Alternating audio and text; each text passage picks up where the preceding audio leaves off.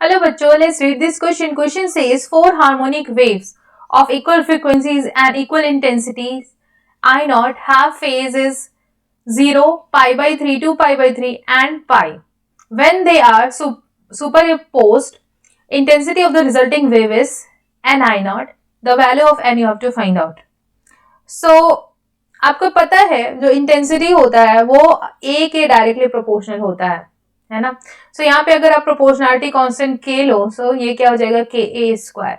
So initially I naught है, let's say initially amplitude a naught है ना.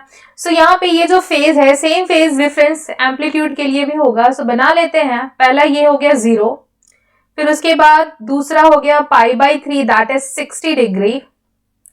तीसरा again 60 degree from this, that is this angle is again 60 degree. And चौथा हमारा 180 degree. सो ये आपका एक स्ट्रेट लाइन हो जाएगा एंड ये एंगल भी आपका 60 डिग्री हो जाएगा, है ना. यहां से यहां तक आपका एंगल क्या हो गया 180 degree. A and A. And we want the resultant of these four vector, है ना. इन फोर वेक्टर का रिजल्टेंट हमें चाहिए. सो अब यहाँ पे ध्यान दो, क्या पहला वाला वेक्टर एंड दूसरा वाला vector equal and opposite vector है, ऑपोजिट वेक्टर है ना. सिर्फ अगर मैं इसको बोलूं A1 vector, A2 vector, A3 vector and A4 vector.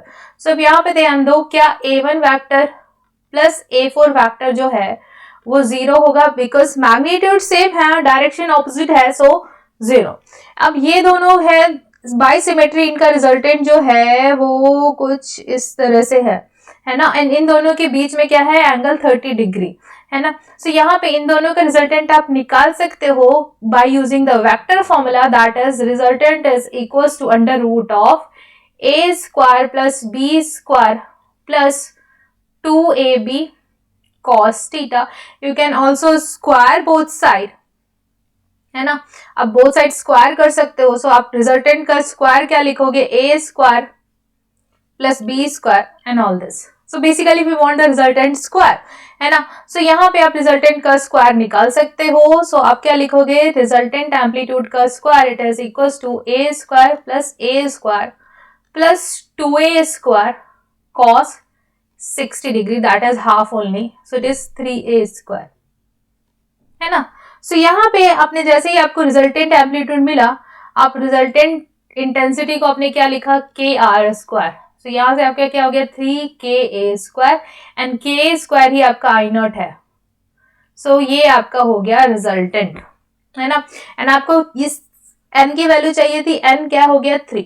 Now you can just write down here the n is equals to 3. So the final answer is 3.